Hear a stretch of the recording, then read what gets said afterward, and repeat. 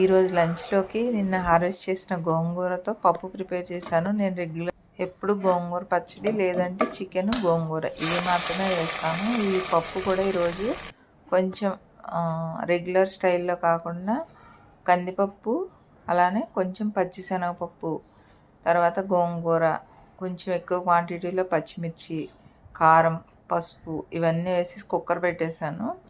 దింపాక సరిపడగా సాల్ట్ వేసేసి ఇంగువ తాలింపు వేసా. వాసనకే నోరు ఊరిపోయింది, అంత బాగుంది నిజంగా. రెగ్యులర్గా నార్మల్ పప్పులా కాకుండా ఇదైతే డిఫరెంట్గా ఉంది. ఇంకా చింతపండు కూడా యాడ్ చేయలే, కోసిన గోంగూర మొత్తం వేసేసా. ఒక 4 కట్టలు గోంగూర ఉంటుంది, అందుకనుకుంటా పులిపది ఉండి చాలా బాగుంది. ఇంకా ఆర్గానిక్ కదా, ఇంకొంచెం రెట్టింపు అవుతుంది అనమాట టేస్ట్. సో కంపల్సరీ ఈ పప్పు అయితే ట్రై చేసి చూడండి.